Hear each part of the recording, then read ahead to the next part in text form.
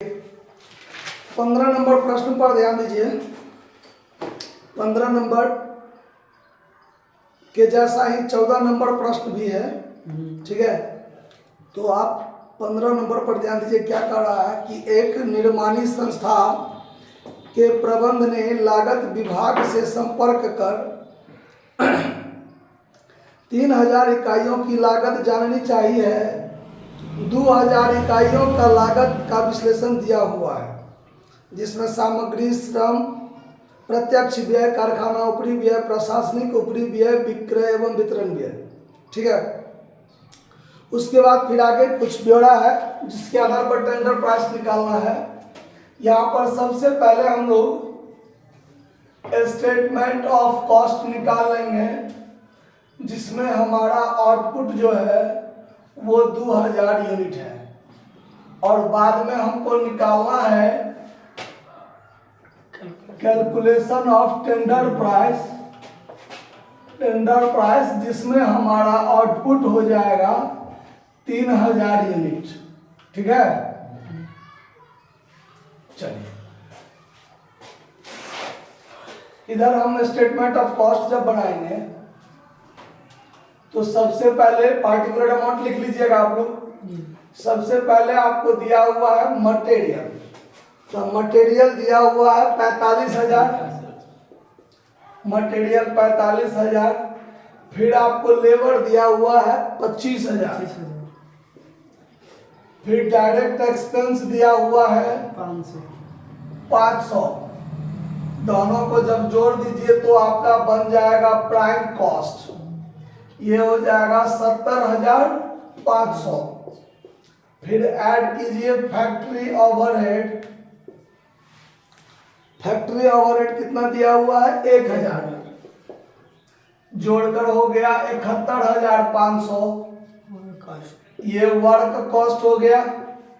फिर ऐड करना है एडमिनिस्ट्रेशन ओवरहेड, 800 रुपया है, ठीक है। तो ये 72,300 हो जाएगा। कॉस्ट ऑफ प्रोडक्शन, और इसमें ऐड करना है सेलिंग एंड डिस्ट्रीब्यूशन ओवरहेड, कितना है? 400। जोड़ दीजिए 72,700 हो जाएगा टोटल कॉस्ट। और इसमें प्रॉफिट का संबंध में कोई चर्चा नहीं है। चलिए, अब टेंडर प्राइस निकालना है। इसी के आधार पर हमको निकालना है टेंडर प्राइस। उस संबंध में आपको कहता है कि सामग्री की लागत में 10% और श्रम की लागत में 5% वृद्धि का अनुमान है। तो देखिए, जो भी डायरेक्ट एक्सपेंस है, पहले तो आप पर यूनिट के आधार पर कितना लगेगा वो निकालिए। फिर वृद्धि कमी करना हो तो वृद्धि कमी कर लीजिए। तो यहाँ पर देखिए, जब हम टेंडर प्राइस निकालेंगे तो मटेरियल के संबंध में देखिए कि हमको मटेरियल कितना लगा था? 45,000। कितना यूनिट पर? 2000 पर। तो 3000 यूनिट का जब हम बनाएंगे तो 3000 पर कितना लगेगा? तो 20 कट गया। अब ऐसे में टाइम ज्यादा लग जाएगा। देखिए, 45,000 गुने 3 और भागा में कर दीजिए 2, तो ये हो गया 67,500। 67,500। आप लोग भी कैलकुलेशन करके देख लीजिएगा कि ठीक ठाक जा रहा है कि नहीं, कहीं मिस हो सकता है। अब मटेरियल में क्या करना है आपको कि 10% वृद्धि करना है। तो इसमें आपको ऐड कर लेना है increase at the rate of कितना परसेंट? 10%, यही ना। तो 6,750 बढ़ जाएगा। तो ये हो जाएगा, इसमें जोड़ लीजिए 6,750, 74,250 हो जाएगा मटेरियल पर खर्चा। फिर लेबर पर देखिए, लेबर पर 25,000 खर्च हुआ है। कितना यूनिट पर? 2000 पर। तो 3000 पर कितना होगा? 0 कट जाएगा। 25,000 गुने 1.5 कर देते हैं, 37,500। 37,500 का कैलकुलेशन करने पर 37,500 है ना। और इसमें भी वृद्धि हुआ है कितना, 5%। तो पहले इंक्रीज कर दीजिए एट द रेट ऑफ 5%। इसका 5% निकाल दीजिए, 1875। अब इसमें 1875 जोड़ दीजिए, 39,375। 39,375। ठीक है। अब हमको देखना है डायरेक्ट एक्सपेंस। डायरेक्ट एक्सपेंस तो इसमें देखिए 500 खर्च हुआ है कितना पर, 2,000 पर, तो 3,000 पर कितना, तो ये हो जाएगा 750। कितना, 750। ठीक है ना, क्योंकि इसमें वृद्धि कमी का कोई अनुमान नहीं है। तो अभी पूरा को अगर जोड़ दीजिए तो 74,250, 39,675 और प्लस 750, 1,14,675। ठीक है, जोड़ ठीक है ना मेरा, प्राइम कॉस्ट। अब देखिए, अब इसमें ऐड करेंगे फैक्ट्री ओवरहेड। Factory overhead. अब पॉइंट नंबर 2 देखा जाए, कहता है कि कारखाना ऊपरी व्यय का 70% स्थिर है और 30% परिवर्तनशील है।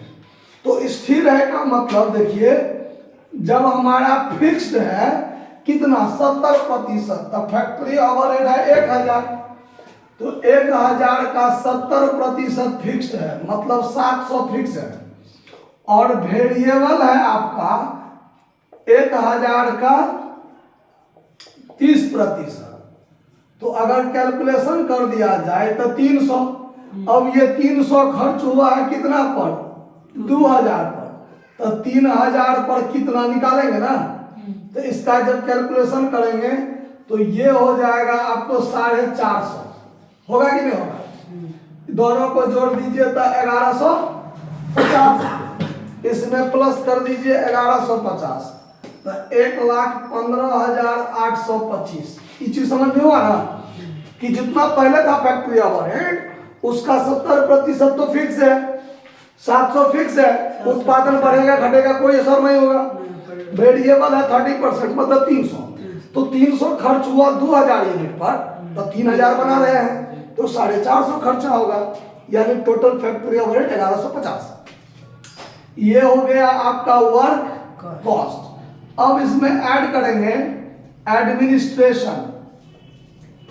Administration overhead.